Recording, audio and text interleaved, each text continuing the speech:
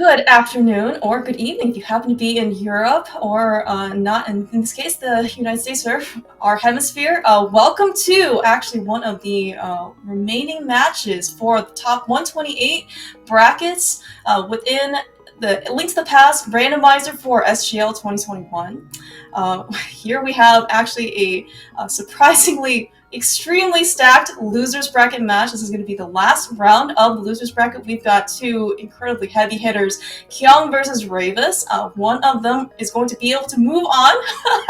Rayvis is showing us that he has actually proved that he was actually in not only the live event from 2019, but also that yes, SpeedGaming Live was in fact live 2 years ago.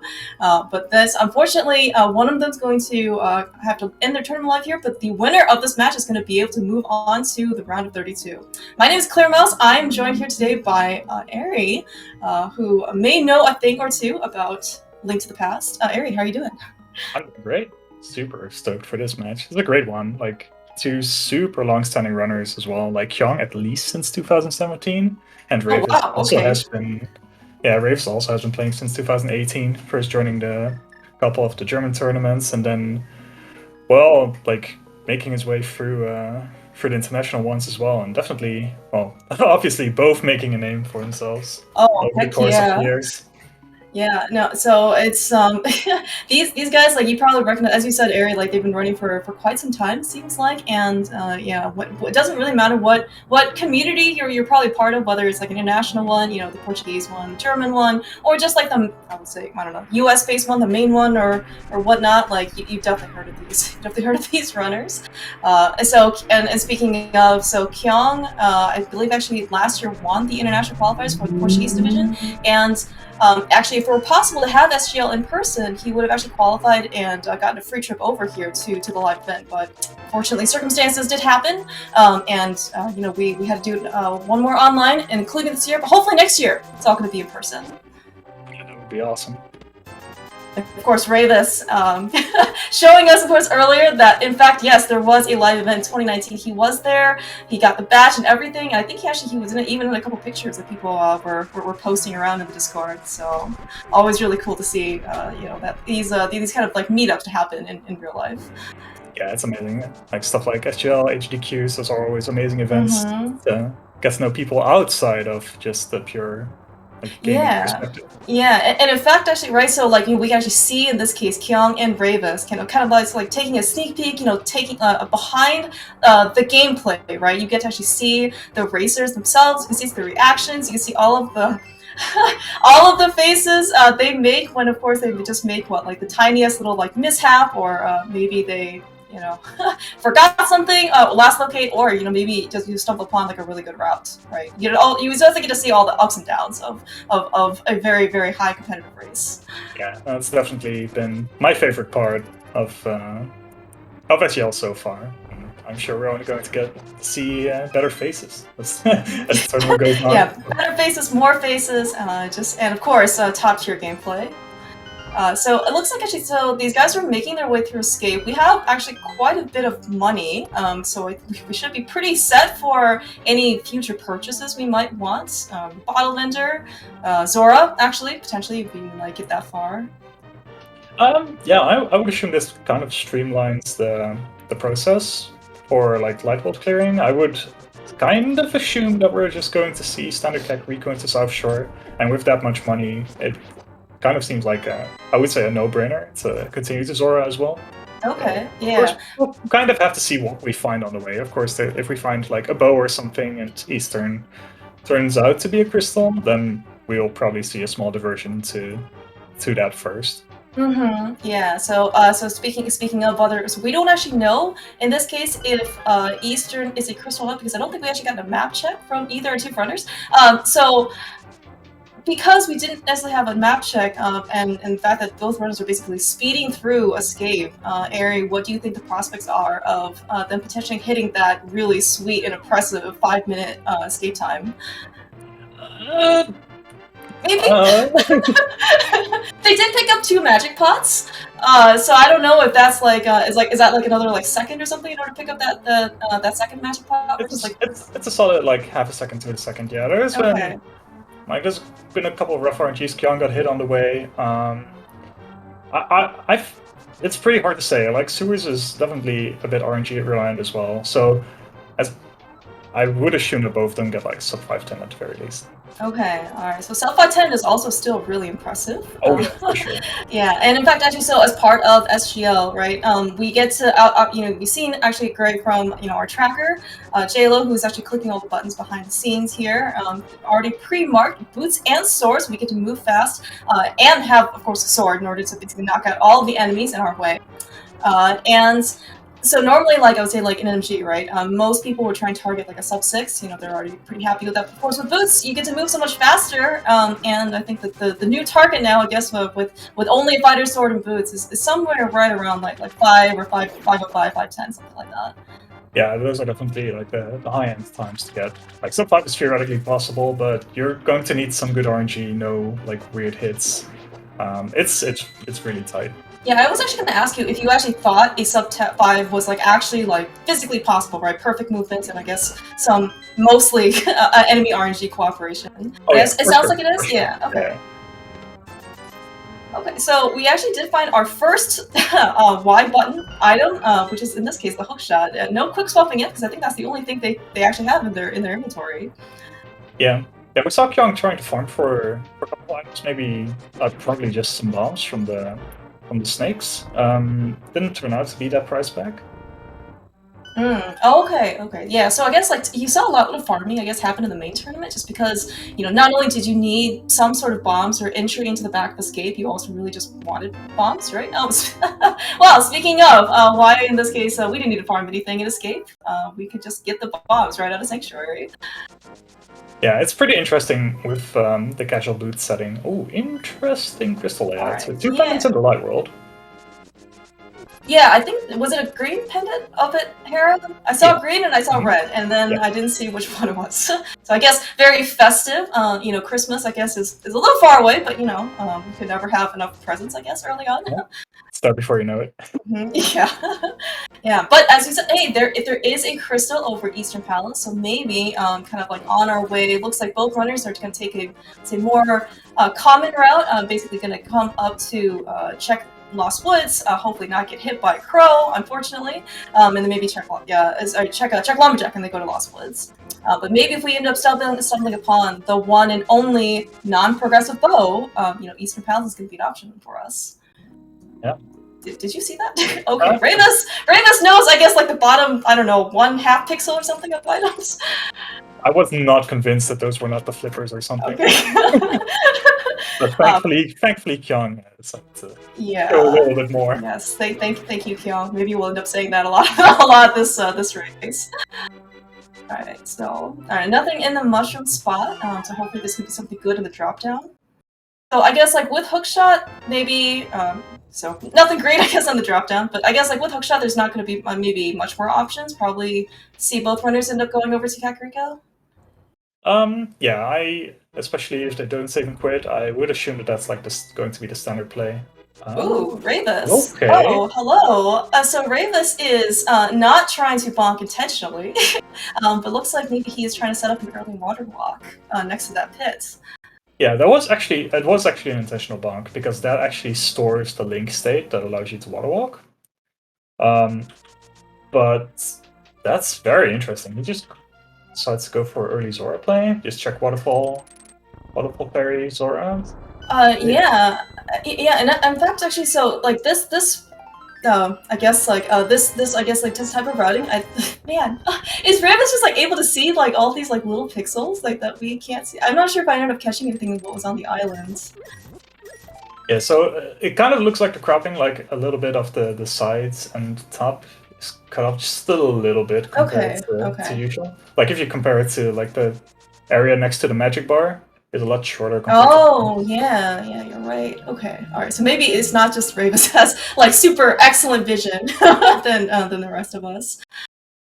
But yeah, I was gonna say like I think so this type of, I guess, like alternate divergence, I guess, delaying Kakariko just a little slightly bit maybe is some motivation if you can maybe find like a bottle or a flute, so you don't have to come back to Kakariko like for a second time. Yeah, that's usually a pretty common sentiment for people to just like save and quit out of the feast hideout there, and then maybe just do self-short. Oh no, Rayvis! Oh no! That's pretty painful. Yes, and you can see that Rayvis was just ever so slightly disappointed. Overworld death orbs are typically not recommended because you could just save and quit. It's easier and faster to get back to, like, let's say Link's House or Sanctuary. But Rayvis is undeterred. Looks like he is going to continue on to South Shore the more traditional way, I guess, just dashing over from Link's House. Yeah.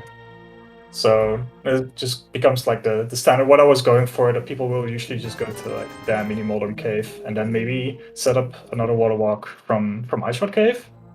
Then indeed in the hopes to find a bottle, a flute, just to make sure you only have to do one Kakariko trip and don't have to double back and make awkward decisions because you just have a lot of isolated spots left. That's a pretty interesting find to find a book there already as well. Yeah, so do you think this is going to point potentially to, well, I mean, so we can now get into desert. We don't have a fire source. Not that our current weaponry loadout is going to be super great in order to kill Lamo anyway.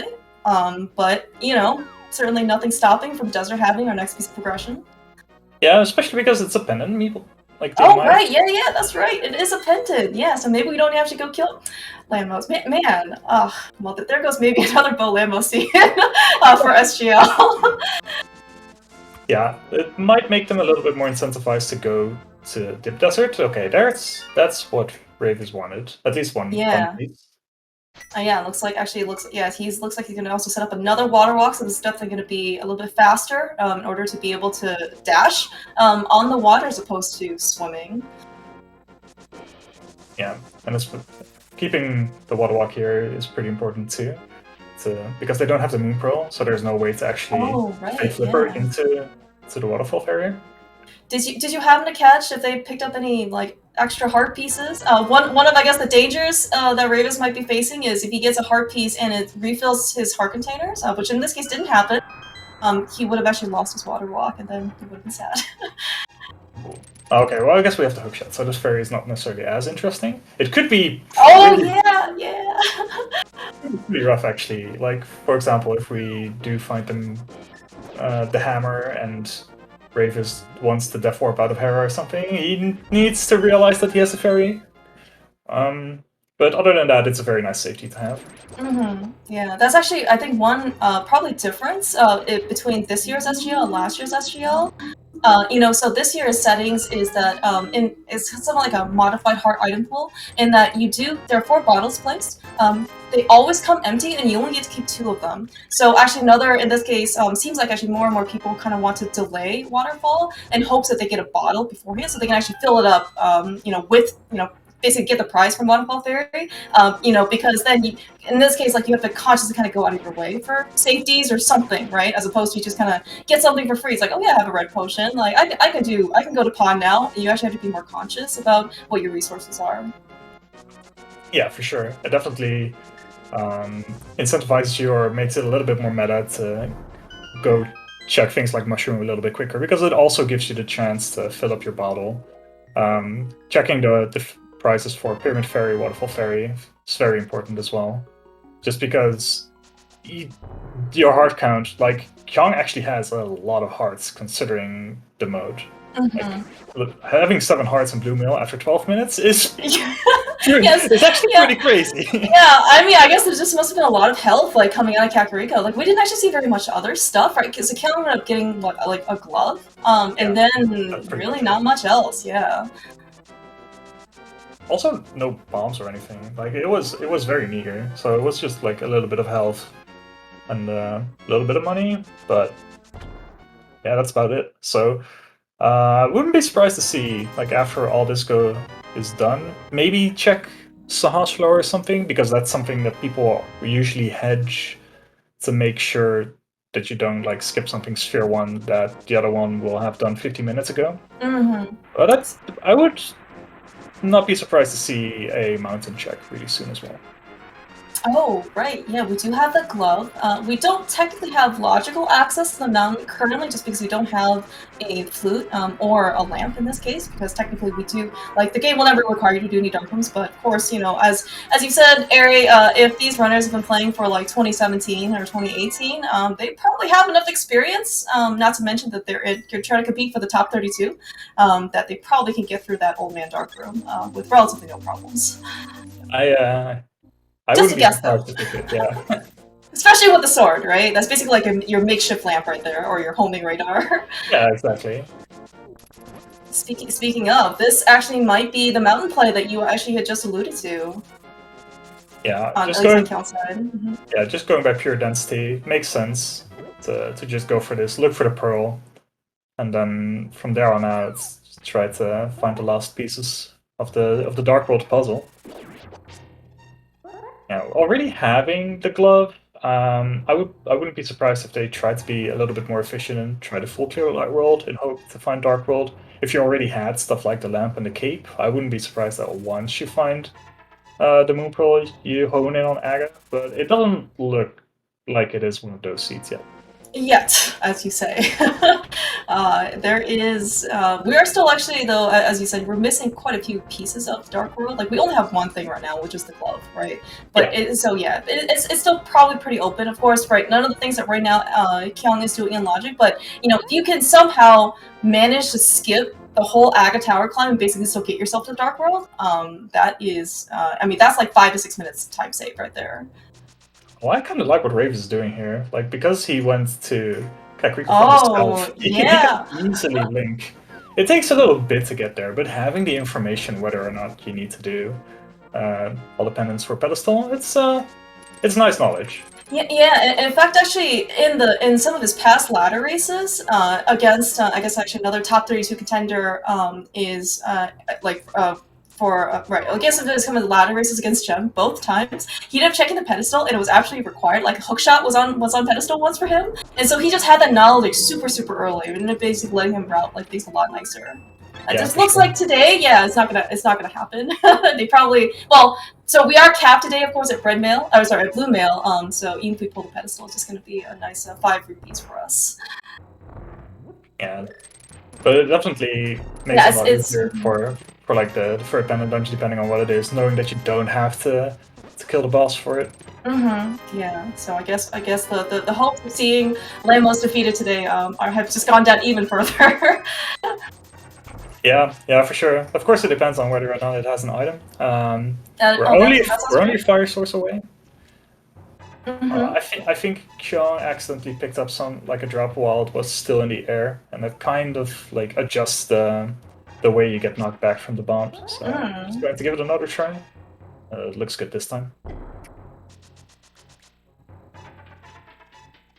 Have we actually found anything useful in the mountain so far? I'm looking at the tracker, and also just trying to go off some memory. Like, there's nothing new on Kyong's side. No, it's just a lot of consumables. We got another bottle. We got a second bottle. So okay. I mean, like early safety. Especially for this tea so far, seems to be very generous. We are still capped at 14 maximum hearts. So 3 effective heart containers, right? 2 regular heart containers plus sync heart, and then everything else is heart pieces, 32 of them, in order to get us up to 14. Yeah. Okay. Well, that's something. So that kind of reduces the need for the land. Yeah, that's certainly what it looks like. And Rayvis is actually being nice enough, of course, in order to get us some new checks that we haven't seen yet. Most likely going to make his way over to Desert after checking Agina's cave here, which actually is just another heart piece. Yeah, I'm not surprised. I also don't know.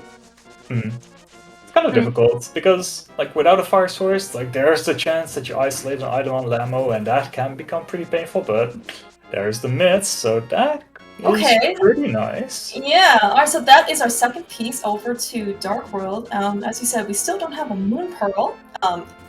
after seeing those mitts and a bunch of other seeds so far in SGL, I would really hope for our runner's sake that the hammer shows up sooner rather than later. Late hammer, so hammer go mode can actually be quite good, but it's really not as good as it maybe is cracked up to be. Yeah, it's kind of weird. It's usually the third piece of the Dark World progression that turns out to be go mode, especially in the last few seeds. You've been seeing it quite a bit.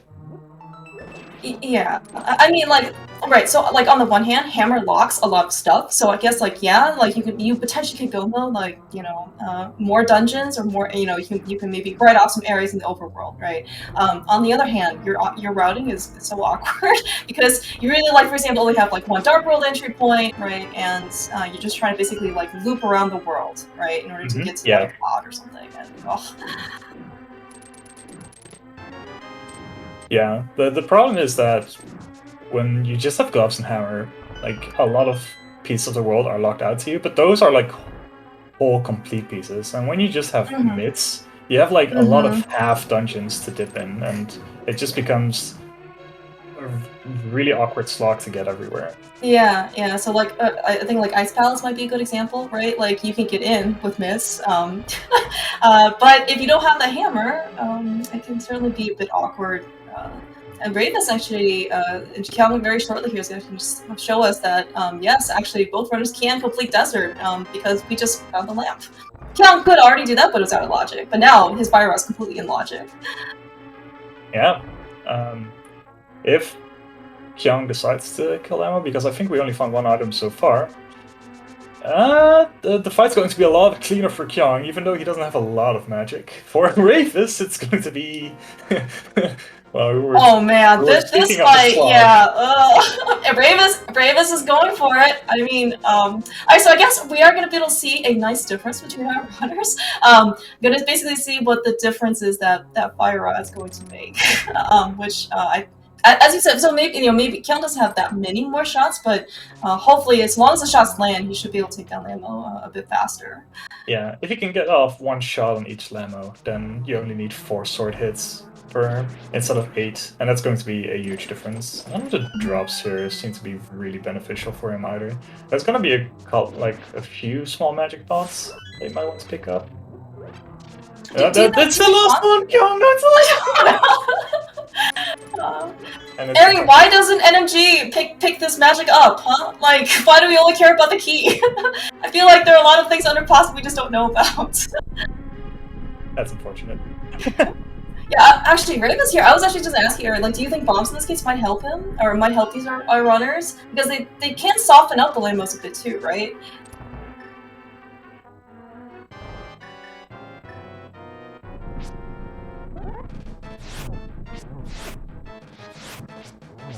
Oh no. Kyong unfortunately didn't end up getting to like land one of his fire rush. He does have a couple left. It's like he's just trying to get like maybe a good balance or aim or something. As the Lamo stays in the air that he can use. That's probably his only fire rush shot left. So everything else is just gonna be looks like through sword slashes.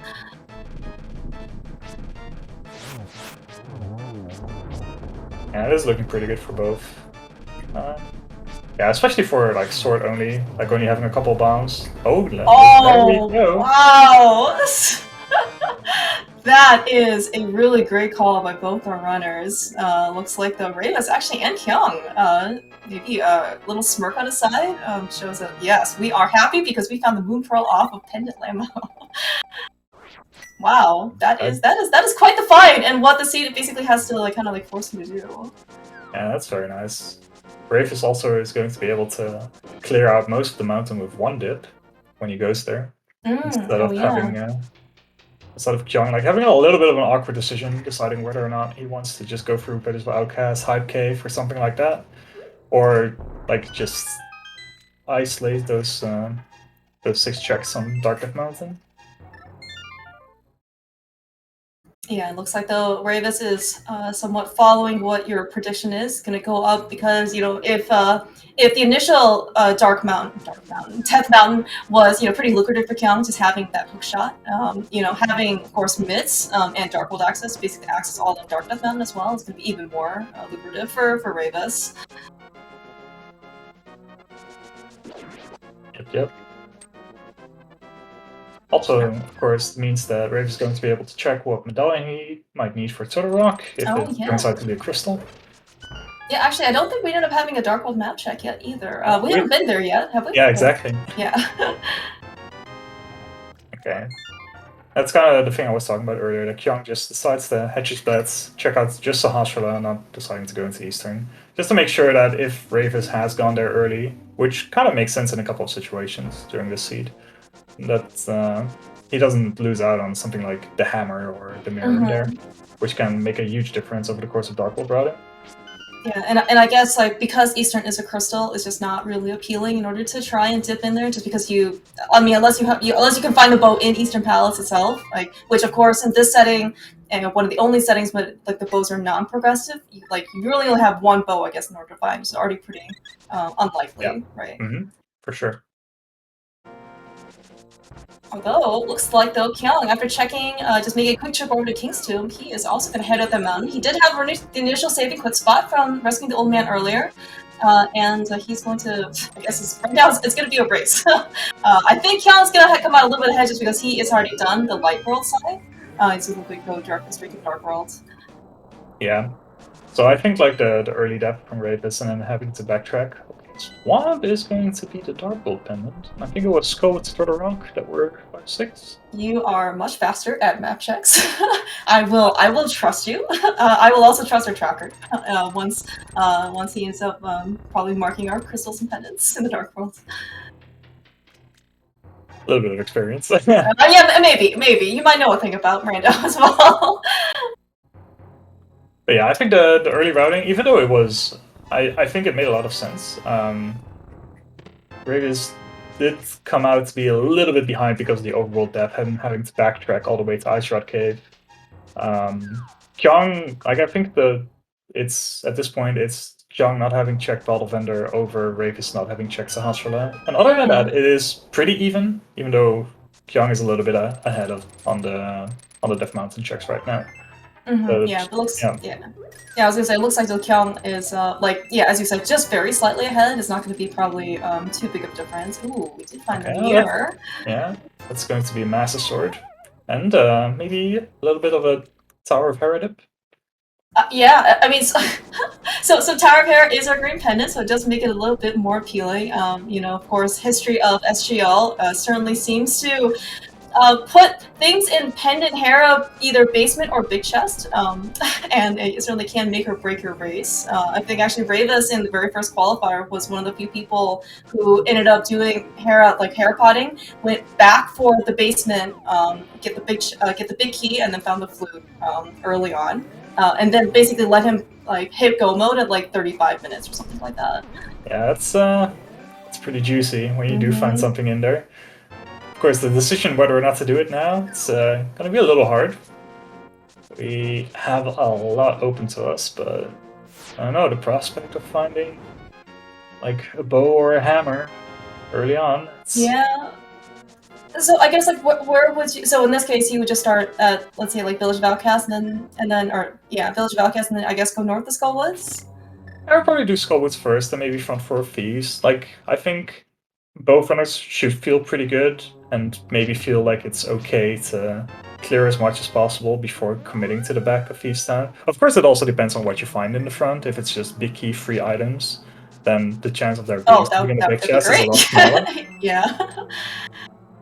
What we can dream for a good Front 4 of Thieves. Doesn't always have to happen though. Alright, looks like the Kyong, even with that big key, maybe makes it a bit more lucrative for him, or he just has plans in order to clear out this dungeon to begin with.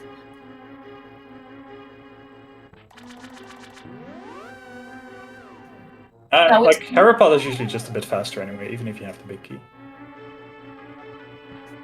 Yeah, so in this case, I guess the only real question is whether or not there's going to be an item left in the basement.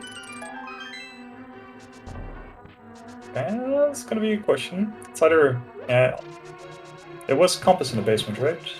Just in the basement cage. Yeah. No, sorry. It was the big key, and then I think it was the. I thought it was the big key in the basement cage, and then now I can't remember what was in the map chest. Short term memory. It's way too Yeah. late. You know what? Luckily, though, Rayvis is going to check for us right now. Kind of interesting that he ended up checking out either tablet. I don't actually know if that ends up saving him more time, just because he got to see the tablet's text, but then he has to come back for the Master Sword. I guess it depends on how likely you feel it is that that there's going to be an actual item on the tablet. Like, just checking is a lot faster than actually having to go through the animation. So it's like, yeah, it's weighing it out. Okay, but it turned out that there was, I think the small key was locked behind itself. Oh, perfect. So I mean, that's the best case scenario for this, right? Okay, yeah, cool, that's right. So we ended up getting both items out of Hera, so we don't have to worry about potentially isolating anything. It's always so interesting to see people have their own setups for Yeah.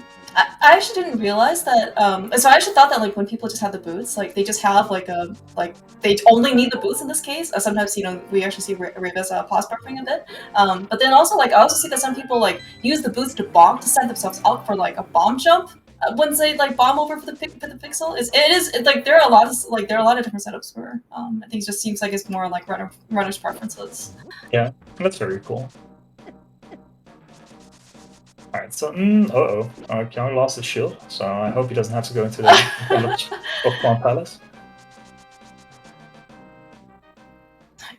You know, that shield is actually proven to be quite useful in these seasons. I think that's actually one of like the only reasons why we have actually fighter shield in this game, because it can be quite useful, right?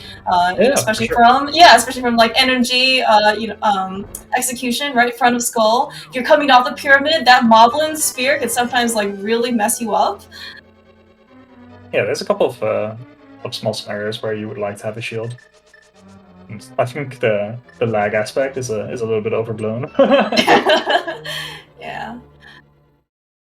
Right, so after so we basically dipped out on 2 pendant dungeons already. Rayvis, of course, knows that in this case there is going to be nothing on the pier. Presumably, Kyong with that mirror that he's fighting in Dark Duck Mountain, he's going to probably check pedestal here after this. And certainly they won't necessarily need to pull the pedestal based on the fact that we did see it was red mail on Rayvis' side, but there's nothing stopping Pendant Argus from also holding an item of progression. Yeah, and it could actually be that both of them having the knowledge of pads not being a thing, like, influence them not going into swamp when they have the possibility. Of course, we're still 2 items away from that even being the case, but yeah. Yeah, actually, so it is a little early. Maybe we're at like 30 some minute mark. But yeah, like what else I guess do we still need for go mode? I mean, so we did see that Turtle Rock, of course, is a pendant. I'm sorry, pendant. I was hoping it was a pendant, but it is actually in fact a crystal, which means that we are going to have to find that ice rod, the infamous ice rod that has plagued many a runner. It looks like we still need a lot of stuff, Ari. Yeah, for sure. There's still a lot left to do, but it also. Like, we haven't really seen anything of the Dark World yet, aside from Death Mountain, so there's still a whole lot to check. After we probably see, like, the basics from Skullwoods and Peacedown, British Outcast. From there on out, we'll probably see, like, what direction people will want to go. Okay. Did we find bombos on the front of Skullwoods? I saw a medallion. I didn't really. I was focused on the fight. Yeah, I was also watching Kyong basically spinning his way to victory against mobs. Actually, really kind of like a very like nice, like safe moth fight.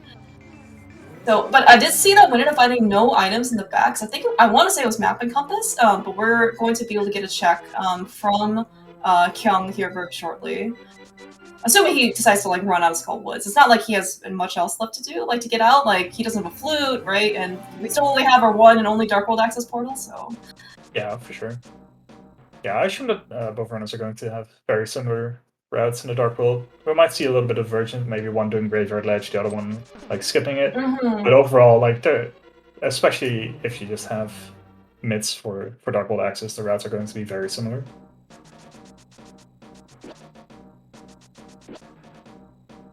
It looks like the Rayvis actually has a pretty good back of Skullwoods. I guess he just wants to make sure that he can pick up like one more pip of magic. Yeah, don't have a lot of magic. Okay. Yeah. Alright, okay, cool. So we did find not necessarily our requisite medallion for Turtle Rock, but we do not know whether or not, in this case, what Mire entry is. Very solid fight from Rayvis as well. Yeah, you can see in this case, yeah, this is kind of one of those moments where it's like, good, you know, like I'm very glad in this case, like this fight was over and I had a pretty decent one. Imagine though the nerves right now though. It's just like, you know, these guys actually I would say like fairly calm, focused. Man, but like if you're Rayvis facing Kyong and you're Kyong facing Rayvis, like I mean I'm sure right now like it can certainly be quite like the pressure can be quite high. Oh yeah. I think people seem a lot calmer than they are just because of sheer focus, trying like thinking of what to do from here on out. I think the nerves really start kicking in once you're like a couple of items away from go mode, or you're actually in go mode and you know that it's just like sheer execution and like a couple of small decisions that are going to make or break the route. So I guess, you know, like I think right now, like kudos to Rayvis basically for at least it looks like at least he's, you know, he's playing relatively well, especially early on, right? He ended up kind of accidentally taking that big flipper death, right? So it ended up costing him a little bit of overworld time. And I mean, like you are facing a pretty formidable opponent, right? Where I guess hopefully that's not going to like end up tilting you pretty early because you're like, oh no, like how am I ever going to make this kind of time back? Does that potentially influence the rest of my decisions? Do I need to start skipping things? But I mean, Rayvis looks like he's definitely keeping his cool. Yeah, sure. And even saw him cracking a few smiles when it comes to like the Moon Pearl on Lamo and all that. So yeah, that's right. Yeah, I think that was just he's just made like a really good call, especially with his equipment, right? He didn't have the fire rod like Kyong did. Just had fighter sword and a lamp. Yeah, that was it, and a couple bombs. Yeah, and those bombs definitely helped. Okay, so Rayvis is going to be losing a little bit of time over Kyong by having to go all the way around as well to get to the big 20. And then that's left in Skullwood. So Kyong backtracking to Sick Kid, and then he'll be doing the rest of Thieves Town, I suppose. Or at least the front four. At least the front? Mm-hmm. I guess you would check the rest of the village, right? Presumably, before you enter Thieves Town? Or it looks like Kyong already did in this case. He doesn't even do the front four. Oh, okay. Like, I don't think I missed that. No, I'm pretty sure he didn't go in. Yeah, that's... I'm not sure whether it's called that really conservative or really aggressive. Because I guess maybe it just depends on what your preferences are. I mean, I don't know. Like I heard like the front four of these is basically considered overworld for some people, but maybe in this case, Kyong just has plans to go back to see what, in this case, like what the rest of the overworld or loot has for him. Did you see what was on the bunker ledge right there? I was watching Kyong dig, man. This is so bad. That was a flute over there. That's gonna be pretty important. Oh, there was a flute on bumper ledge? Oh man, Ari, that is also very important. Yes, we are going to have to need that cape today too. That's actually really good knowledge for Rayvis, because he definitely knows in this case that he needs to go find one of those invisibility items. Yeah. It looks like it looks like Kyong is actually going to try and chase after that powder as well, because he ended up picking up from Sahashala, and this is actually going to be pretty good. Okay, this is pretty interesting.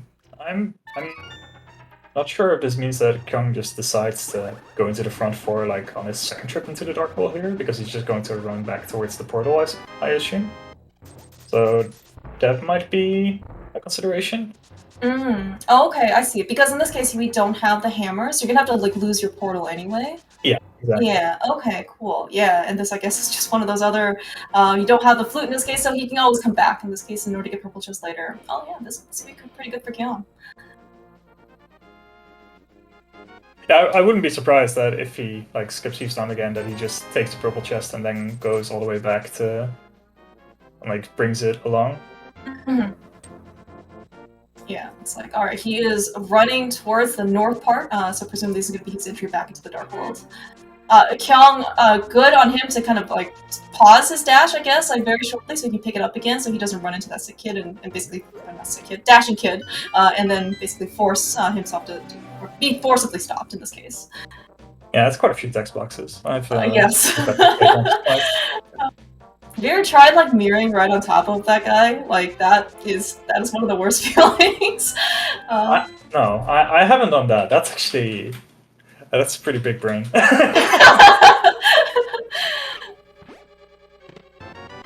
Hey, well, speaking of, yeah. Alright, so Kyong is, maybe that would motivate Kyong in this case to take the northern route in order to check the spawn bumper ledge, but Rayvis, with that previous knowledge that he saw on bumper ledge, it's gonna be... He is basically, I assume after this, he's just going to, you know, basically make another trip up there and grab the flute. Oh yeah, for sure. Like, the earlier you get that, the better. It makes it so much easier to get back to this area as well. Especially if you have to admit that you're going to be coming to this area a lot. So just being able to flute to free instead of having to run like 3-4 screens every single time, it's very important. Yeah, and I guess like even if like Rayvis wanted to do exactly what Kyong did, right? Well, I guess he can't in this case because he doesn't have the powder. But like we ended up seeing Kyong kind of have to run back right from the smith up to the portal again, and you could probably just flute there. I assume fluting there is faster back to the village square. Yeah. Okay, so it does look Rayvis, like did he just do front 4? Yeah, he just did front 4. Okay. Build. It kind of makes sense, because with the flute, it's so much easier to get back, so you don't get punished as much by having to come back later. Yeah, and I guess especially like so you can activate the flute now. Whether or not Rayvis, I guess, wants to do more of his overworld stuff is kind of up to him. But once he activates that flute, he has Mire access over, which is actually like pretty big. He can not only check the medallion, he can check like Mire Shed, Checkerboard Cave. I mean, if it happens to be there's a hammer over there, that he is going to be sitting real pretty. Like once he goes back to Thieves Town. For sure.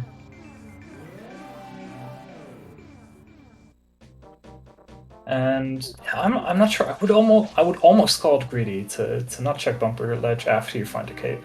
It kind of makes sense because there is so much sitting pretty there, like in South Dark World. But it's kind of a hard decision, right? Yeah.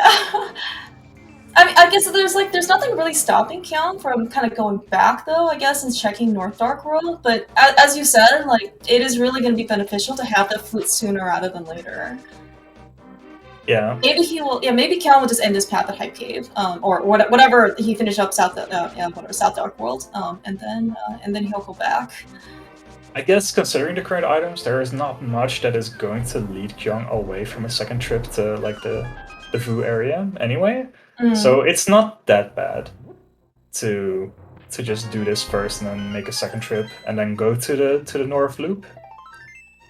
What happens if he finds a bow? Is he gonna be tempted to do just Eastern? Like, is he gonna...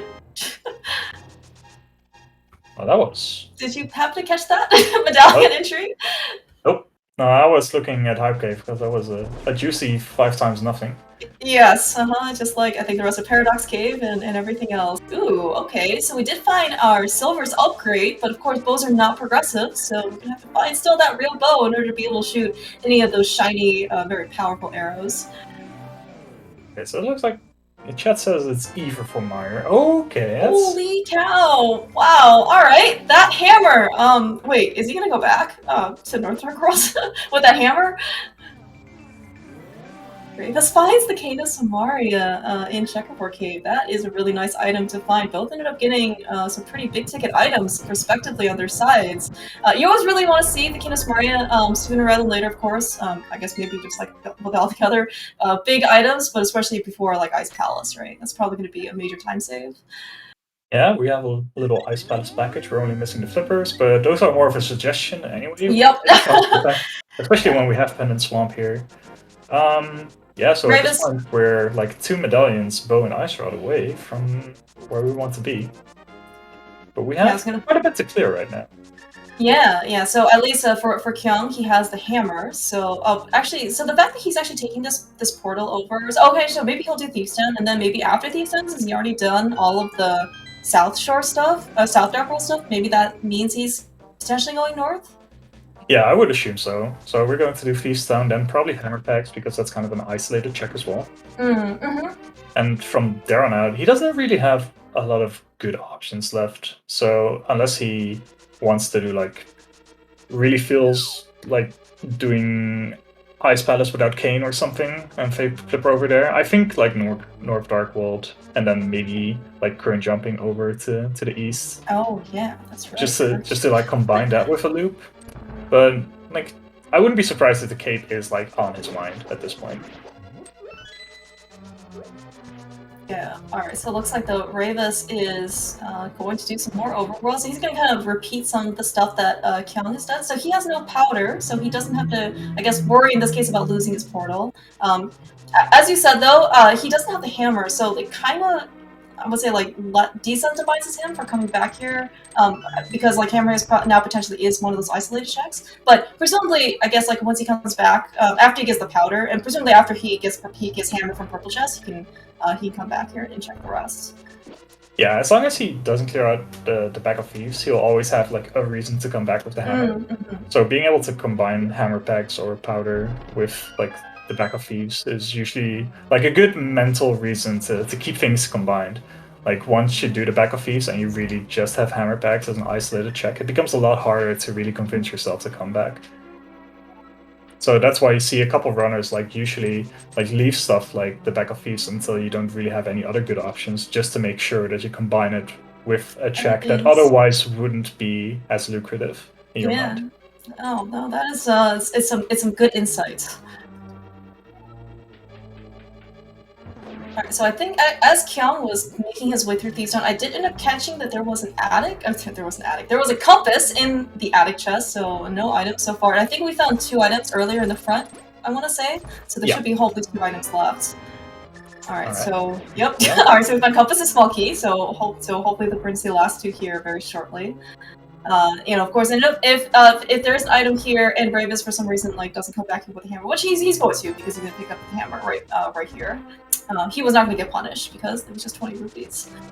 Yeah, but it's just a load of your mind. Not like this one in a chest that's like always standing under that cleared Thieves Town. It's like, you know that the chance that there is something in there is pretty small, but you know it's just going to weigh on your mind. Like every time it's like, what should I do next? Well, there's this one chest in Thieves Town that takes 2 minutes to get to.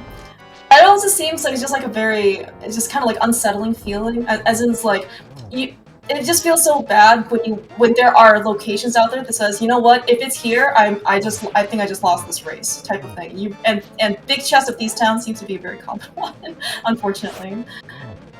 Yeah, it kind of depends on what kind of runner you're up against too. Like I know that Kyong usually does quite a bit of research on his opponents. I'm not sure how much he has done on Rayvis, like in like these lots of matches in the small time bracket style. I know that for like main tournaments he does do like more research. Yeah, I think Kyong has mentioned before. I want to say it was sometime like last year. He said he got really good at watching VODs at 4x speed. Yeah, I mean, it's a lot of experience as well. Like he's been doing it since 2018 at the very least. So if he keeps doing it, you keep getting better at it. All right, so maybe like first year is just at 1x, second year is 2x, and then maybe it's like a linear growth, right, in terms of how fast you can end up watching these VODs. Alright, so it looks like nothing hammer pegs. So this area though, the overworld, looks like actually minus the hammer in purple chest, really wasn't anything worthwhile. But I mean, it was very important though, and we ended up turning the smith and getting purple chest. Yeah. Okay, so it looks like Rayvis wants to fake footprint ice here. Yeah, are we going into Ice Palace? This could be a play. Yeah, it's definitely not a bad one. Like none of the items that Rayvis is looking for is like inaccessible, so it makes sense. It's pretty fast clearable with Kane, Fire Rod. Yeah, I don't really see a reason not to. Yeah, but I guess in this case, like, he didn't end up going back to Thieves Town, right? Because he still hasn't cleared that crystal. So I guess in this case, maybe this is one of those. I think I'm up against Kyong. Maybe I want to try and take my luck into seeing what I can find in Ice Palace first. Yeah.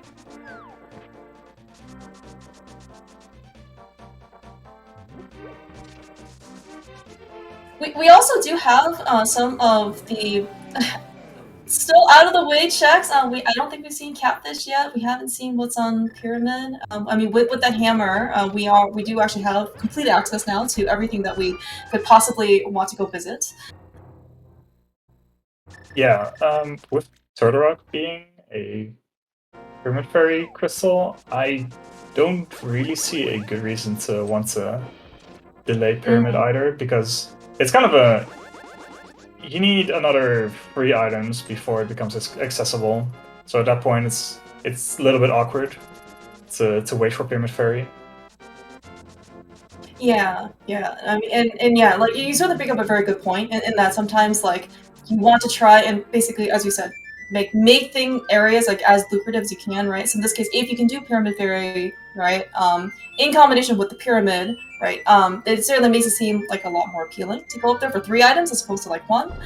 But as you said, if the access to Pyramid Fairy is like behind 5 other items, in this case 3, it's it's certainly less appealing in this case to try and wait. Okay, we just finally got the iceberg here. We're having a little bit of issue with the 1 frame buffer left, but got there in the end. That was important. Look a little bit frustrated, but yeah. So I guess the turn too. Yeah. Is do you think magic's going to be an issue? If I guess I can see like how much magic I guess we still want or need at this point in order to have a full stash for Cold Stare, or does he have to go by like the safety room basically?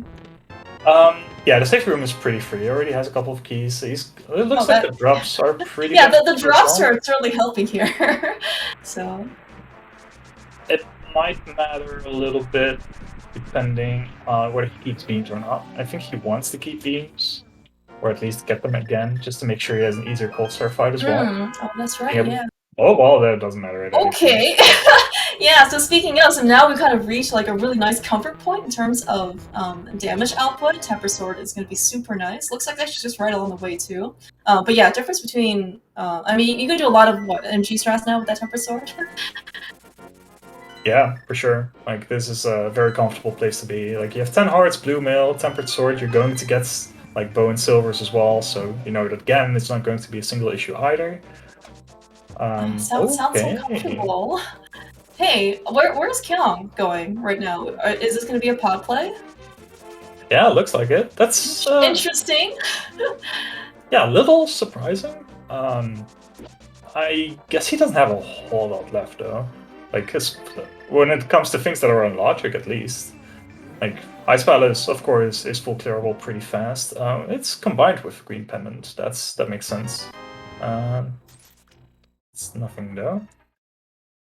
One thing, yeah, like I think like people probably have observed about Kyong is that he not only is efficient, he is ruthlessly efficient. Like you see him literally just clearing out like full areas like so fast, and sometimes you just don't kind of like realize what had happened until he's done. But you do bring up a good point, yeah, though, Ari. Like, this is, you know, what Rayvis is actually doing is out of logic. We haven't seen those flippers yet, so we know that, but we may not need those flippers, so maybe that's what, you know, what kind of Rayvis is banking on. It looks like the Kyong is looking to at least stay in some logic after, especially checking out the Meyer area. Yeah, I like the one reason making Ice Palace like very attractive right now is the fact that you can just combine it. Or that, you know, that swamp isn't necessary, you know that the flippers could just be in... Oh, he has a fairy, So oh, that's right, yeah, but still... oh, man.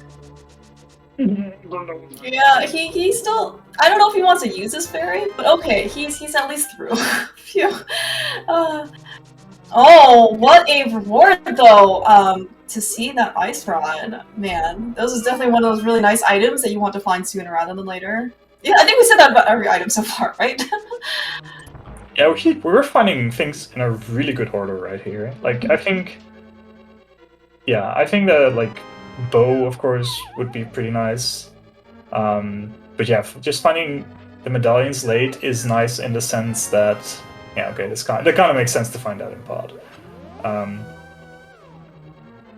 Yeah, it's just really nice to just have, like, entire dungeons locked off and not having to, like, dip in Turtle Rock in the hope to find something, and finding out that Ice Rod was super accessible like any. Yeah, so that kind of makes this this pod play like a little awkward, but of course it makes sense to want to stay within logic for well. So speaking of not in logic, also that we're looking on Kyong's side, looks like he is actually going to opt to do his own type of sequence breaking, versus Rayvis kind of sequence broke into an entire dungeon, ended up picking up his ice rod. It's like Kyong is like in turn sequence break out the bow lock side of Pod by just slowly clipping out these mimics off the screen. He looks like he's trying pretty hard, but he looks like he's close. Yeah, the bufferless one is a lot more difficult, but if you get it right, it's also a lot faster than doing it buffered.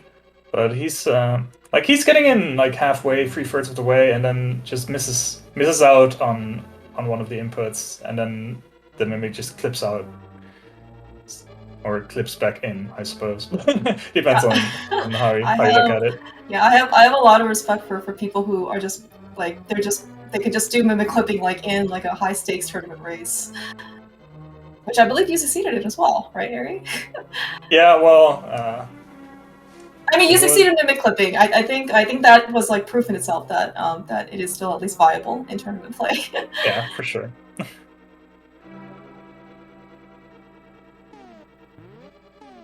Okay, he's going for the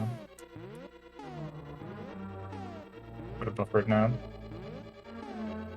Yeah, I think the main reason why going into Ice Palace might have been like a more efficient play in a way, even though it was out of logic, is that it's very possible that the flippers are on Pod, but the bow is an Ice Palace, for example. And then you kind of force yourself into a double dip of Pod if you do Pod first. Mm-hmm. Of course, it's also possible that the flippers are on Pod and the bow is in Swamp. Which, that's not a very that's not a really great scenario. I mean, like our runners both had already dipped. Well, I guess they both already dipped two pendant dungeons. It looks like Hera wasn't required, but I guess you were like already there. Plus, it was green pendant. But they definitely had to go into desert. The hope, of course, is you don't have to necessarily even do all the pendants. We've already seen what's on the pedestal. We don't have to like claim all the prizes here. Yeah. Hey, this looks great! All right. The Mimic has slid his way down the screen, but it doesn't matter because he is totally out of sight, out of mind. So we can clear out and find out what's in these last two chests.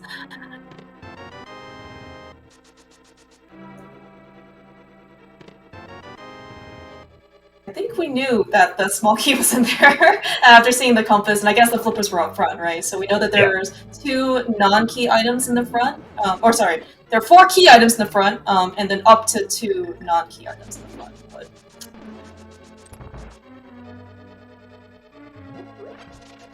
Yeah, so I'm not exactly sure how smart the logic is, but it is possible that if the bow is behind whatever is in here, that this is in logic. Yes, I think in non-entrance bows there is like conditional logic. I think, especially for like what could be in like that big chest or something like that. Yeah. I want to say it's like 4 keys, or if you have the hammer, the bow is like 5 keys, or something like that. Yeah. Okay.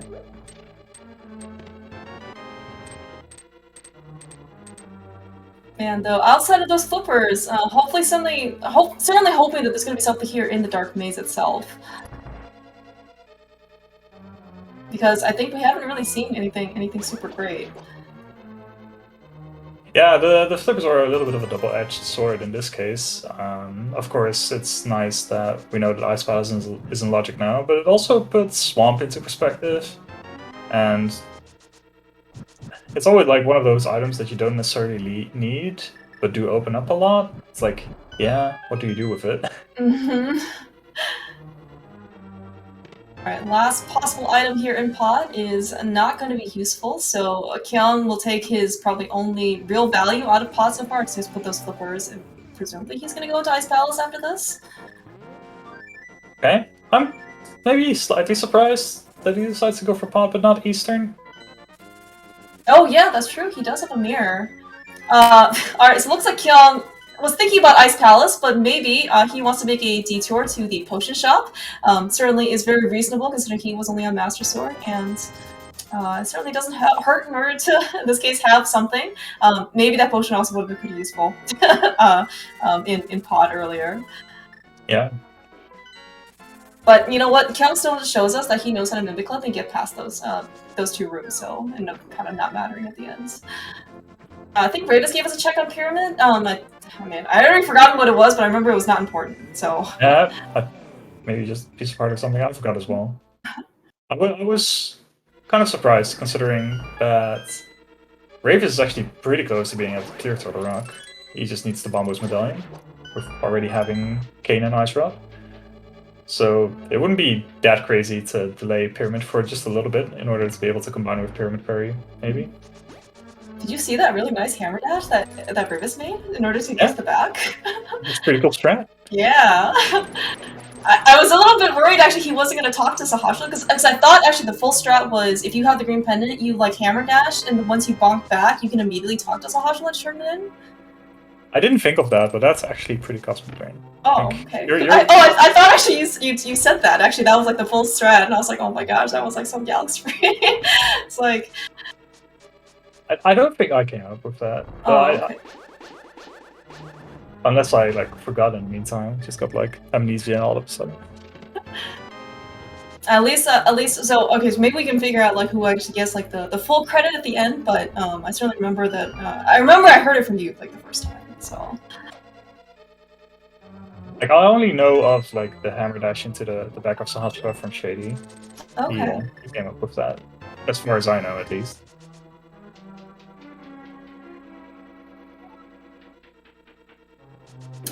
Actually, so Rayvis is in Pod.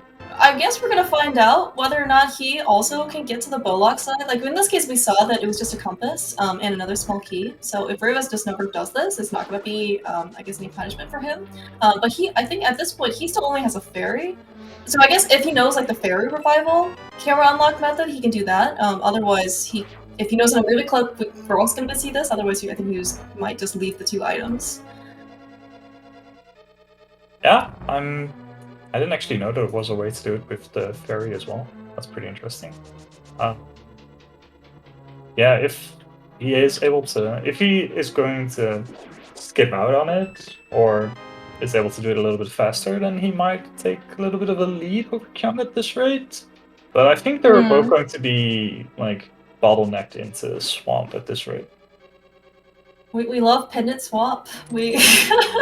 I guess at least we have the hook shot this time around. Going into, I think Pendant Swamp is really not a great moment, let alone without that hook shot. Looks like though Rayvis wanted to do the Bowlock side, but probably realized, or I guess thinks that he is not able to continue. Well, it turns out to not be that bad for him, as long as he... I don't remember what a big key was, but like if you can just save the key by hammer jumping or something, if it's not too much of a time waste, then might be able to skip out on the right side at the end. Oh, that was a nice clip. Yeah. Yeah, the big key, if as I remember, was in the bottom dark maze. So like Kyong got the big key and then bombed the big chest wall and then got the 10 arrows at the end. Yeah, okay. So it's probably going to have to use all the keys in the new right side on the final trip into Pod. Alright, looks like though Kyong wisely used his potion in order to refill up his magic so he can get a couple extra fire rod shots. Picks up his ice rod. It's always a sight for sore eyes. Almost like you can't see it though because it's so camouflaged into like the arena of Ice Palace, but you know we're very happy to get it nonetheless. Yeah, it's very thematically appropriate. Yes. Kyong didn't look very impressed though. You know, Kyong I feel like always has like a like a very like stern focus, stoked like poker face. Rayvis though is certainly much more expressive. Yeah, Rayvis is very animated today. Alright, so Hovercheck. Rayvis did do that earlier, so... Yeah, right. Rayvis, like very, very early on, he set up the water walk, right? Out of Lost Woods, checked Hobo, and then tried to go into Ice Rock Cave, and unfortunately took an early death warp out. Okay. Also not going for Eastern, so. Is this a normal play, by the way? Is to like not do Eastern? I've seen this actually happen with runners when Eastern's a crystal. Yeah, it might just be a little bit meta right now. Like, I know that for a while it was considered like to be standard, like if pot has nothing to at least go into Eastern, or the other way around. But right now, like pot seems to be like the high value play, but Eastern is usually like on the wayside. So yeah, I'm just going kind of like by my brain here, but I think like aside from Swamp, we just have like Eastern, Catfish, Spike Cave. Oh, those are like you've listed such great options for our runners. Yeah, I certainly in this case. Yeah, it's like a huge surprise that they are going for Swamp here. Well, I mean, so at least both runners are actually doing Swamp, and it looks like the Rayvis is busy, what, a couple streets ahead of Kyong at this point in order to gain entry into Swamp. We love seeing our third pendant crystal pendant dungeon dipped. Yeah, I mean, Desert was quite necessary, however maybe a little bit less, but... So maybe Swamp will only be partially necessary, as in like, you know, if we end up finding... Well, actually, what are we looking for? So if we find a medallion, we're going to continue? Like, under what circumstances are we going to leave? Like, if we found the bow, are you leaving? No, I'm not. I don't think you're leaving if you have the bow. Not if you, like, clear the path first. I think if you still need 3 items, and... Like, we're an hour and 5 in. Yeah, we still need a lot. Most of Swamp isn't that slow. Like, I think if you find something that maybe you skip out on left side Swamp or something. Like, I can see, like, the reasoning behind that. But I think you just clear out until Argus at the very least. Like, you can just save him quit out of Argus as well, so that's not too bad. You don't get, like, the one-handed animation. Yeah, that's actually really, yeah, see, you're thinking ahead, right? So like, because both runners already checked pedestal, like we don't need that last pendant as a prize, so we can just save ourselves the, actually it's a surprisingly long animation. And especially like maybe if you find something in the very first chest that it's like, okay, well it takes a while to get to like the meat of Swamp. But if you're already here in the south chest, then getting to the diver down area and stuff, it's really, really fast. And are you just going to skip out on 4 checks in like a minute and a half just because you find bombos? I don't know. Especially see here, I was actually just wondering. So both our runners found their vanilla dungeon items in the swamp so far. Map in the first chest, compass in the second chest. So I was wondering if they're just gonna do straight up left side like before they end up going to Argus, because they know they're gonna be items back here, right? Yeah. It's kind of surprising to me. It makes sense. It makes sense. Like, if you're just assuming that you're going to have the full clear, then, well, might as well just go for it. Yeah, so it does show that they probably wouldn't just leave after 1 item anyway.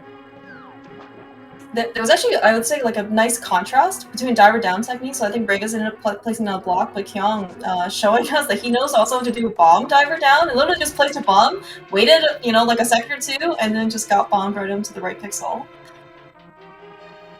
Yeah, I'm definitely a big proponent of Samaria diver down, so I'm like a little bit biased. Alright, our first actual item, of course, is at least is a replenishment for Kyong, but Rayvis probably couldn't care less. And that's pretty lucky victory, not gonna lie. Yeah, well, I guess like the other one is maybe it can lock itself, but being able to at least see it here in left side swamp is, and it by the way is 3rd vanilla location. All of the dungeon items are where we'd expect to be in the regular game. But yes, as you said, Eric, because we're doing left side first, we don't have to go all the way over here in order to see what this item is. Turns out that there's a hook shot in the big chest. And you know what? It's not the hook shot, Eric. We already have it. It's the long shot. Okay, like if we could extend. Yes. But I guess we're gonna have to see some delayed gratification because we found a mushroom in the big chest. So at least our runners have food at this point. Actually, mushroom I would immediately bill. Like I think. All right, you know what? All right, so we're gonna see in this case. Ooh, Airy might have to come back later for the back here. Okay, got punished. Yeah, I guess the good thing you're not playing the seed, right? That's yeah. Okay. Oh my gosh! Oh, dude! Oh, okay. Rayvis is that all of the items? No. I mean, there's one on Argus. There's definitely okay. Rayvis. Yeah, Rayvis is gone. So, okay, if this has the bow, Kyong is in, like, amazing shape right now. Yeah, the problem is the chance that this is the bow is, like, it makes sense to want to continue. You're never gonna come back here. But the chance is so small that it's actually the bow. That's the problem.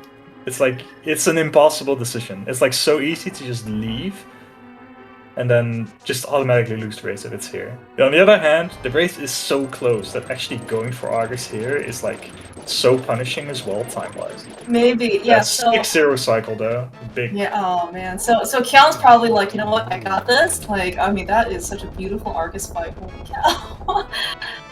Alright, last item. You're right. But hey, yeah, he's saving time, Ari. As you said, we don't need to wait for that pennant animation. He just saves and quits out. I would like to point out, though, that maybe as part of Kyong's influences or decisions in order to do Argus, so the one time, so on his very first race, actually got him knocked down into loser's bracket, the one thing he did end up skipping was Green Pennant Helma, which Helma did not have an item, and that had the Ice Rod. So he ended up basically calling it his absolute last location, so I don't know if that ended up being any influence.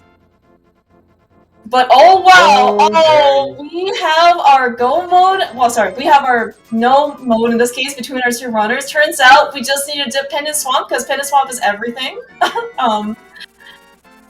Because we found the bow, we found and the rest of our medallions. So Kyong is actually no, Kyong. Yes, sorry, that's go mode for Kyong. Never mind. Yeah.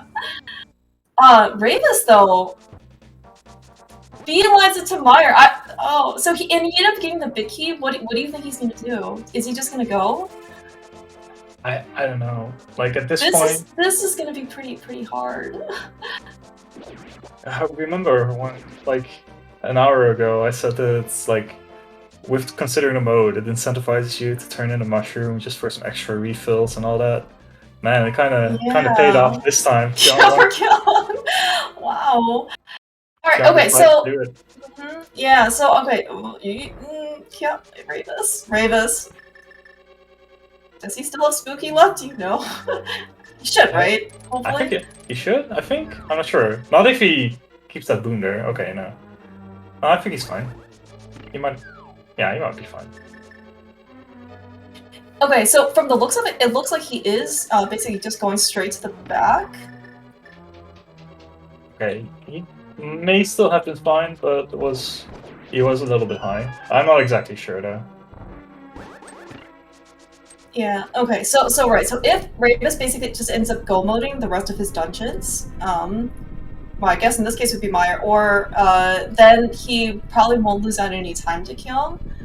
But yeah, as you said, like checking that mushroom would benefit Rayvis right now so much. So because his next potential viable play after Meyer, if he doesn't do the mushroom, is like up to a rock, right? Because that is another clerical crystal dungeon for him. Yeah. But that's another extra mountain climb because he has to come back eventually for like Pod Eastern, right? Yeah. So. Yeah, it's a little bit awkward because I can completely see Rayvis deciding to do Turtle Rock first, then Pyramid Ferry, and then walk over the Catfish, and combine that with the mushroom turn-in. Oh man. Like checking mushroom by flute really isn't that much slower, but it just feels good to be able to do that. So it's like I can see the rationale behind delaying the mushroom, but I don't know.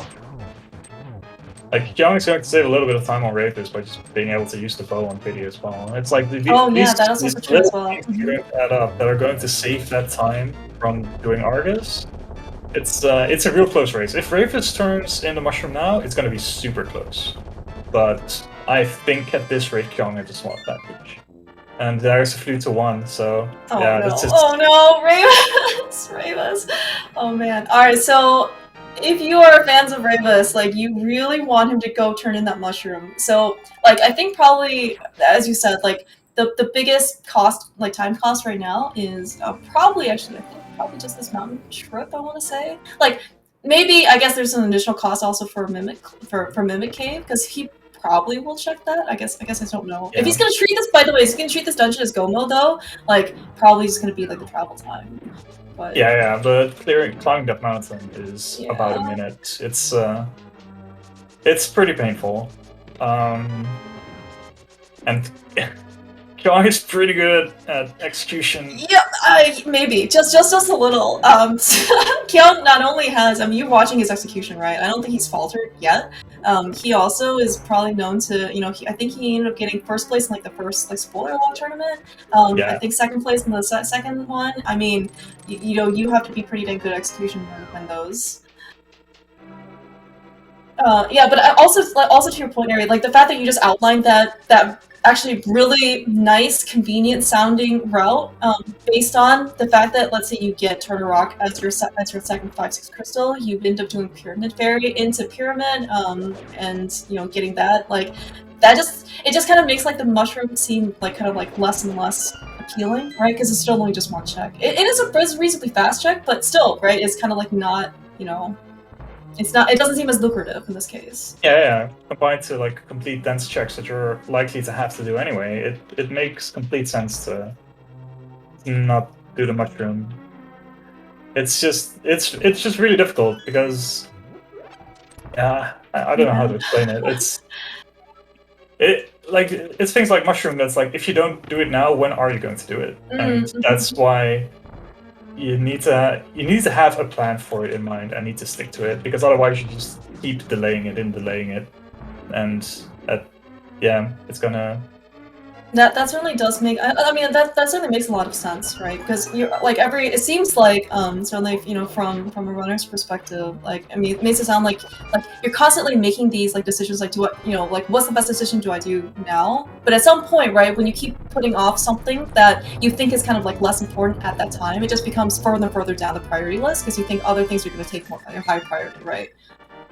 Yeah, but there's a lot of things that are going on in your mind as well, like how did the rest of the seat go? Like, did I make major execution mistakes on things that I think my opponent was doing well? It's like we know that Rayvis kind of had like what you could consider a sloppy cold stare fight, for example, and maybe he's like, okay, I need to save some time somewhere, so I'm not going to turn in mushroom yet. Like it's all these small things that do add up and make you make decisions that maybe don't really seem logical from the outside. Yeah, like so in this case, he had a had his tango with his chomps. I mean, he did survive, which is the most important part. But certainly, I mean, it could also be like another little minor thing like this, right? He knows he's going up against Kyong, who, as you said, is probably well experienced in execution. So, and anything like this. It's a little also nerve-wracking to also just see the mirror up in like the Y spot. I don't know. It's not something you want to press on accident as well. Oh yeah. Very nice Mario 2. Very nice Loki 1 from Rayvis. Oh no, the funny theme! I mean, if you want to be Mario, this is the dungeon to be Mario with all these fires and Loki's, so... That is certainly true. Although he does look kind of small, so maybe we don't want to be at least small Mario for this. Rayvis! That should remind you, you want to eat the mushroom so you can become Big Mario, so go turn that mushroom in. Hey, that's a good point. But yeah, really fast Mario for Kyong here, being able to immediately find the big key, just go straight to Biddy. He's going to be having a really fast video as well of the bow and silvers, and from there on out he's just going to follow Rayvis into Turtle Rock.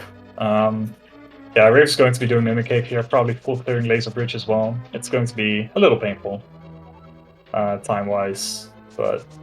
Oh, okay. I guess it makes sense. Is he checking the first chest? Okay, so I guess we've determined now that Rayvis, one item from Go Mode is someone who checks the big chest before Mimic Cave first.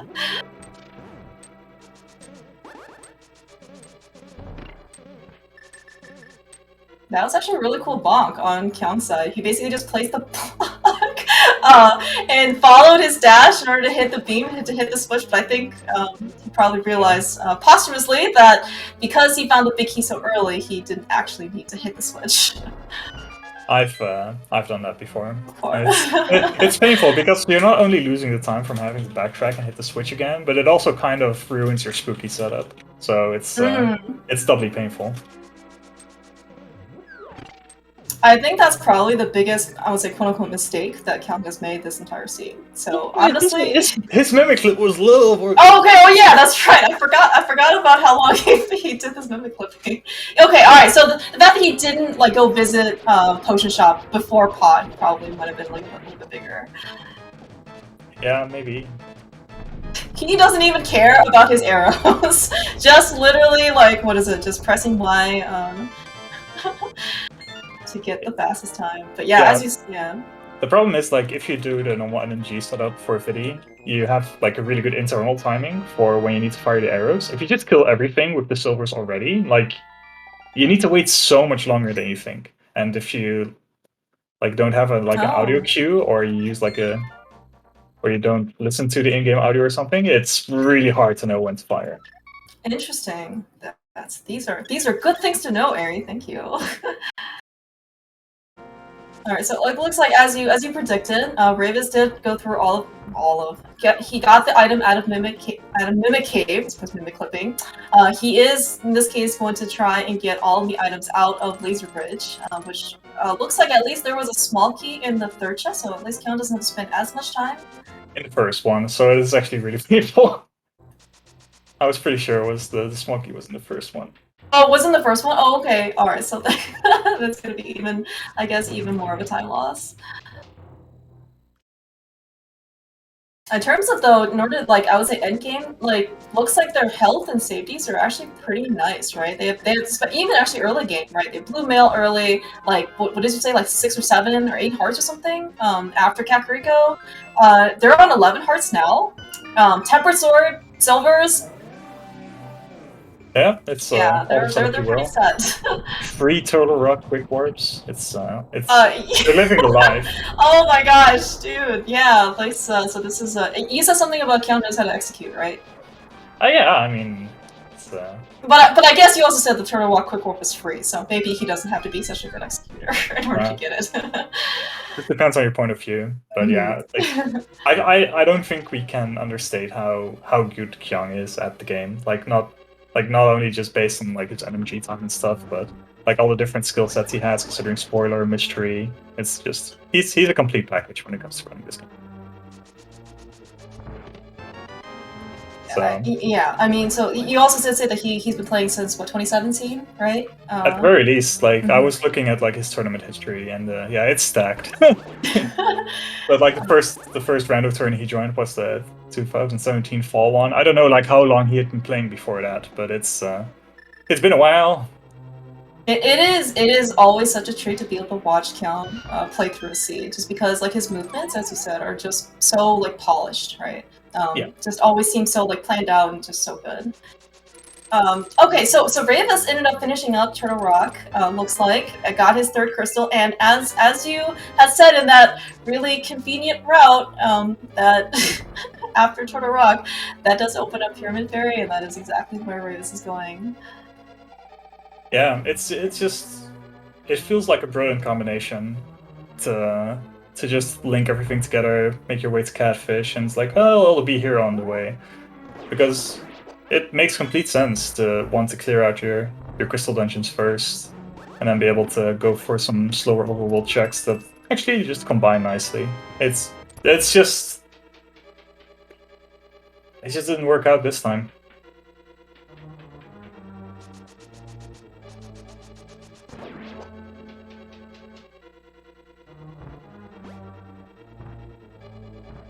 I'm trying to think if there is actually anything else that probably could be in here. I guess we haven't seen, according to at least our tracker, unfortunately just $40 at Pyramid Fairy, but I guess we still haven't seen the Cane of Burna. We haven't seen the Bucknet. Not really even sure what else there could possibly be that potentially could help. I mean, even on the remote slightest chance in order to help our runner. You know what? Okay, I blame Rayvis' sprite choice because if he actually got hit by the buddy beam, we saw on Kyong's side, it's an actual mushroom, and like maybe that would have just reminded him to go turn in first. Rayvis, he just ran right past the potion shop. No, Rayvis, go back. You have a mirror. Oh no. Maybe he'll go back later after all this. Because he does still have a flute, but yeah. Yeah, it's would have been a really good time in order to see the mushroom. This is what we're talking about. It's just you mentally think, okay, I'll just do it after X. I'll just do it after X. Oh, this is also possible. I'll just do it after this instead. I don't want to assume that he forgot about it. Who knows? Of course, that would be very painful. Mm-hmm. The one check in this case you don't end up making. Wait, is he back in? Oh no, is he going back into Mire? Possibly. I don't think he has anything else here. Looks like it. Well, you were saying that he didn't forgot about Mushroom, right? That because Mushroom would be faster than to come back. I don't think we got any items out of Mire. Maybe. Well, there was one item left in Mire. Okay.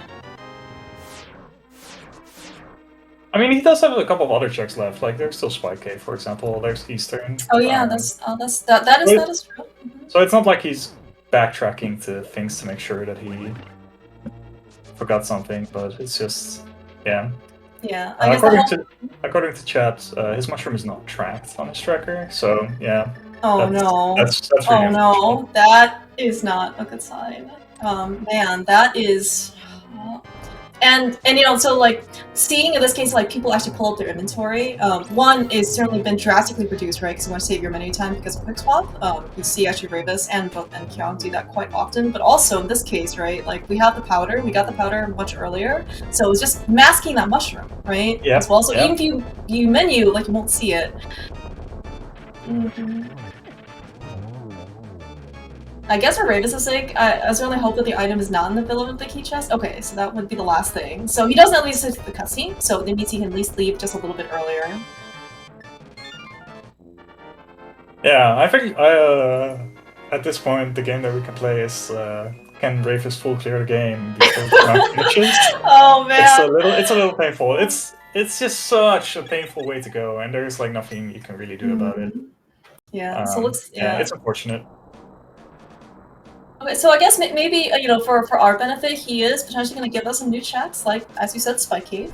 That is something we haven't seen yet. We have seen, at least in this case, powder on Kyong's side. I think it was $50, which Rayvis is not going to be very impressed by. Right. Oh yeah, Kyong. he picked up his last crystal, and he has his bow, so he can enter GT. Feel free to put your guesses out in chat as to what number chest you think Kyong's going to find the GT big key. I'm actually not sure what Kyong's regular route is. Some common ones though, you just go right to Hope Room, hope there's a key, and if there is, go continue to Compass, and it looks like that is actually what he's doing. If there's no big key here, or sorry, small key here, he's going to continue on just out this room. Nice standard rip. Yeah. Alright, so like yep. So we have a map and a small key, and no big key, which means we're going to continue. I certainly have seen runners decide to do tile room right there and then, just based on what they think the state of the match is, but Kyong probably doesn't feel a necessary need in order to, you know, to gamble that. No, I think you should feel fine. I think like his only like big mistake was like again the Mire hiccup in the basement, and of course the mimic clip issue. Mm-hmm. But other than that, his gameplay has been more than fine. His routing has been efficient. Mm-hmm. Oh yeah, no, for sure. And for the most part, he's also stayed in logic too. Probably minus like I would say like that early dip sequence breaking up the mountain in order, you know, without the lamp. But I mean, somewhat minor. But yeah. Kyong definitely has been able to play the seat pretty well. It looks like we already found the big key. It was chest number 6, I want to say. 2 from Hope, and then it was the 3rd one in the foursome. Yeah, so 5.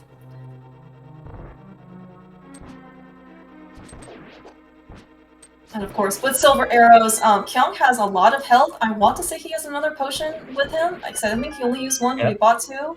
I think, yeah, he bought one before going, like when he got when he turned into mushroom, and he hasn't used one since, so. Okay, then he should be he should be good to go. And unfortunately, Rayvis though, he did end up getting like a reasonable dash to cannonballs, but he is here in Eastern Palace, unfortunately, without that bow. So. Yeah, it's a really unfortunate situation, and like we can put a lot of emphasis on the what ifs if he did realize he had mushroom. Like, would he have turned it in immediately as well? And that would have been an amazingly close race. Like these are both two fantastic runners, and I don't think we can understate how good Rayvis is at the game either. He put a lot of time into the game as well, and we could have seen during the race like some very solid strats that he like picked up on or made himself, and yeah, it's a shame that one of these two racers had to go out of the tournament today, but it's always just so like heartbreaking when you have to watch a losers bracket match, especially for, as you said, runners of this level caliber, because you really would expect a matchup like this, like maybe top 16, top 8, top semis or something, or even further, right? And then like it's like, oh yeah, of course they've made it so far, and it's just like we have to see this kind of matchup so early, and unfortunately, it's like the second part of double elimination. Yeah, it's definitely very, very rough tournaments, and we got really rough matchups like this one really early on, and we're only going to see even sicker matchups coming up. oh yeah, I mean, like, and it's actually just in general, like the community, probably since 2017, 2018, it's just the skill average and ceiling has just grown so much, right? It's like, I think at the beginning there were probably like a handful of like what you consider to be like really, really good runners, right? And like that number just grows every single year. Yeah. And the really good runners, right, not only develop to be even better runners, as probably we're seeing demonstrated here for how good Kyong and Rayvis both are. It's just really, at least from a viewer's perspective, this is actually really great, because you always want to see like the best of the best compete against each other, right? Yeah, except also hate to see these matchups because someone has to lose. That's right, yeah. I don't know. What does Rayvis have left at this point? I don't think I know. I am also trying to think what else is over here for him. Back in the swamp. Oh, he's gonna kill Argus! He's gonna kill Argus! No! Yeah, because he left with one item left to go. Oh, no. Well, he's gonna get that heart container, at least. I think it was Sank Heart, if that gives him any consolation, but it probably doesn't at this point. Alright, Kyong though, just whizzing through that gauntlet. It's already on to Agnum 2. Unfortunately, almost was able to recover that last shot, but it just looks like a couple more energy shots left to go. Oh man, dude, that pattern was mean. It's so rude when out of the 2 blue balls you get 2. But very nice for cycle. Yeah, I was gonna say that triple though. Really nice. Not only was a good lineup, but also it was also good. The fact that we didn't get any blue balls was nice.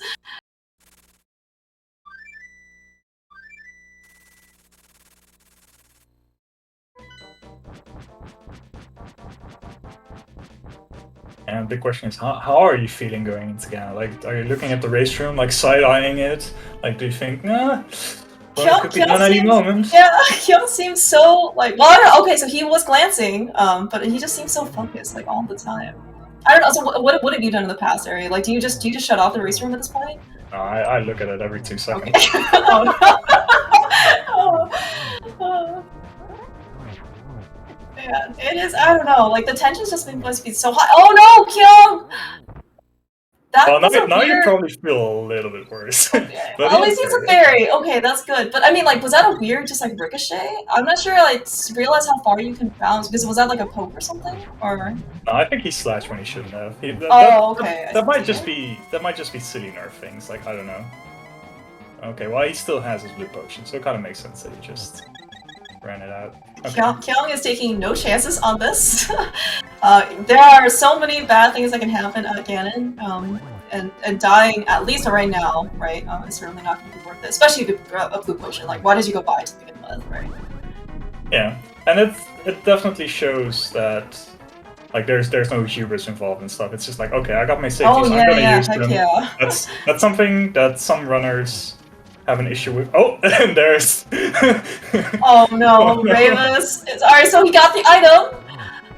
And he's thinking, like, you could definitely even see that he was paused. He was really expecting the mushroom to be there. But Kyong though, 4 arrows down into Ganon. Get your GGs out in chat for Kyong crossing this bridge, claiming first place into our race today. Moving on to the round of 32 on the losers bracket side, and claiming his spot in the next phase of the tournament. No, he realized. Oh, you know what? At least he realized. Rayvis is finally going to be able to get his bow. We are actually joined here by Kyong, today's victor and entrant into the round of 32 on the loser side. GG's, Kyong. Hey, thank you. How are you feeling after that race? It was okay, except for Mimic Clip. It was fine. Have you, like, did you end up practicing that beforehand? Like, were you comfortable with doing Mimic Clip? Like, because I think you had the flute before pod, right? So you could have bought a potion, but maybe at that point you didn't want to, or? I forgot about it. When I thought about it, I was already like in Sahut there. I was like, whatever. Okay. I'll just clip. And like, if you clip really quickly, it can probably be just as quick as fluting to buy a potion and fluting back, anyways. But it's like it's a technique where me personally, at least, if I do a few times and I fail, I start to get tired and then my consistency just plummets. That's pretty much what happened there. Okay, so I mean, at least we got through it at the very end. Looks like we are also joined here today by Rayvis. GG's. Yo, GG's. Also GG's, Kyong. GG's. GG's both. Yeah, you guys put on a very, very, very good race. I think we were saying earlier, we just needed some sort of reminder for you, Rayvis, to turn in that mushroom. I guess, did you just not realize that you had it when you picked it up in Swamp? Let me say it like this. I saw it and was considering it, and then I found Ether, and then I was in a difficult spot because I wasn't sure if I should mirror already. Find maybe a Turtle Rock medallion in Mire, but those chances were too slim, so I went on and found that bomb boss and was way too hyped about that bomb boss. So I forgot about the mushroom again, and things happened then. I mean, it was out of my mind then. That is totally understandable. I mean, you know, one of the nice things about SGL, right, is we get cameras on you guys, and yeah, you look very, very happy once you end up finding that second medallion. Yes, definitely. I mean, there are these races that you either lose or win, doesn't matter, where you realize something, and I had that like in the second last main tournament where I first played lunchtime. And I won that race, even last locating my hookshot with like Pen and Swamp and stuff and Ice Palace. And after the race, I heard lunchtime was hovering 15 minutes and didn't get it. And that was the moment I realized you need to learn Moldon Bones. You can't lose these races like this. And this day is the day where I realized I should start auto-tracking. It's like that can help me again. That's like the race that makes me auto tracking from this day on. Yeah, it's definitely it's just a really rough way to lose a race, and that's for sure. But it was like nonetheless, it was an amazing race to watch. It was super close all the way, like going into Swamp, and it was just like the decision about the mushroom or forgetting about it that swung it. But otherwise, it would have been really close, and it would have been an amazing finish. Pretty sure. Like you were neck and neck, and you were evenly matched, and it was really fun. There's something for me about getting into top 32, because like in the last 2 main tourneys, also failed to get into top 32, always in the top 64. So there's some kind of curse for me there, but that's fine. It's gonna break at some point. Next year, live SGL 2022, you will come and compete, right? I mean, why not? That's right. We did see your badge earlier that you were able to show off. So hopefully, we're gonna make it happen next year. Yep. But yeah, as you said though, unfortunately, and I think we said this actually multiple times during the race, one of you two had to unfortunately end your tournament life, at least for SGL 2021, but Rayvis certainly hope to see you back next year. And also Kyong, hopefully we can all meet in person next year. That would be actually a lot of fun. Yeah, Kyong, good luck for further in the tournament, and, you know, just win. And just win. Just win, no problem. All right. Hey, you're such a good runner. You definitely are one of the favorite ones, at least for me. I'm not looking forward to scheduling. Let's say that. Oh god. Yeah, it's gonna be rough. Especially coming from the losers bracket, it's gonna be a lot, and I'm pretty sure that like your preparation and your analysis of your opponent is gonna be a lot rougher as well when it comes to. Oh, I did 0 of that this year. I'm not absolutely 0. I'm trying to chill a bit more on this one and just see what happens. That's a lot of time to invest. Yeah, I can imagine. But hey, you made it into the top 32, so that's something already. So maybe that's the secret ingredient this year. So yeah, so I guess one difference at least between you, Kyong, and you, Rayvis, was so Rayvis, as you had described to us, that you were so excited after finding Bombos in Waterfall, you decided to leave immediately and not kill Argus. But Kyong, you decided to at least finish. Any particular reason for those decisions? Personally, not really. I mean, I guess I'm not usually the type to live there, having an item still, and with knowledge of the pedestal, could even save and quit right after, not even get a pendant or anything. So it wasn't too terrible. Yeah, that makes sense. I mean, Bombos and Ether open so much for me, and these races are decided by slight changes, right, in the route and stuff.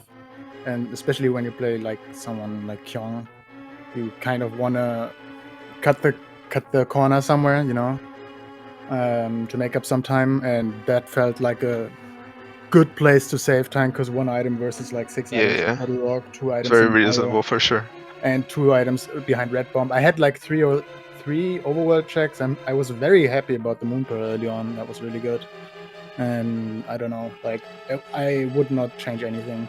Like besides tracking my mushroom and turning it in, probably after Maya. Like I would go mode that Maya with 1 item in the front, and then before going Turtle Rock, maybe, you know, turning in the mushroom and then seeing, oh, the bow, okay, let's go mode and stuff.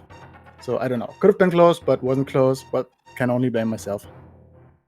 I mean, it would have been like if you had to track the mushroom. Like, would you have gone immediately, like before going to Meyer, like to turn in the mushroom? Yeah. I saw Bombos and I was like, oh god, I'm so happy I didn't mirror out. Holy smokes, that's Bombos. That's so many items in Turtle Rock and Red Bomb, and then I forgot about the mushroom. It's simple, but it happens. I mean, it's at least a good, as you said, as long as you learn from this, and it's really going to be a very valuable lesson moving forward. So, but yeah, so like, any final thoughts, I guess, from you guys before we end up kind of wrapping up this restream? GG's, Kyong. Thank you guys for having us. Sure, this was a good race, at least until a certain point. And best luck to you, Kyong, and see you soon. GG's, thank you, and yeah, thank you for the restream. Thanks so much for racing and for giving us a show. Oh yeah. Hope to see more soon. Yeah, no, yeah. So yeah, thank you, Kyong. Thank you, Rayvis, for obviously doing all of this for us. Basically, like letting us, you know, restream you guys, and it was just really awesome to watch. Kyong, of course, best of luck moving forward into the round of 32. I don't think your next opponent is actually determined quite yet, but But we'll certainly be, of course, on the lookout. I don't think any round of 32 match is going to start until probably next week.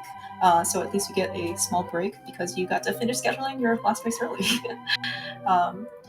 Yeah, and so yes, I want to say that thank you. Definitely shout outs to our tracker today, JLo, for doing all of the button clicking behind the scenes. Very useful.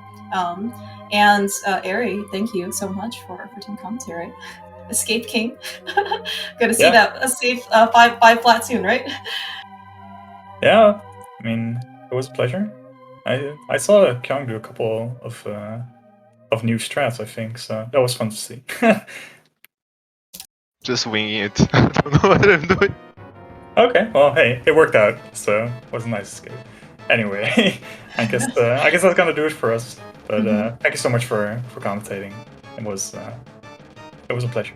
Oh yeah, no, certainly a blast. I definitely look forward to next time, and Kyong, we will be on the lookout for your next races. Until then, actually, I think there's actually another Restream SGL race tonight at 10:20 p.m. on SpeedGaming 6, I want to say. It'll be actually another crazy good matchup. Boeing versus Plasma Kappa. It is also a loser's bracket match. So unfortunately, one of those really excellent runners are also going to not be able to take entry into round of 32. And then I think for there's also a lot of random going on because League is going on for open mode. Actually, it looks like SpeedGaming Main right now is actually having a race, Nimban versus Yaga. On Speaking 2, and then later on tonight, 7:10, Speaking 2 is going to be actually Plasma Kappa I guess is doing a double header because it'll be because he's playing Big Monkey at 7:10 p.m. So yeah, there's certainly lots of rando to be watched. So certainly keep your eyes on SpeedGaming 1 through 6 for more randomizer action. Until then, though, have a good rest of the evening.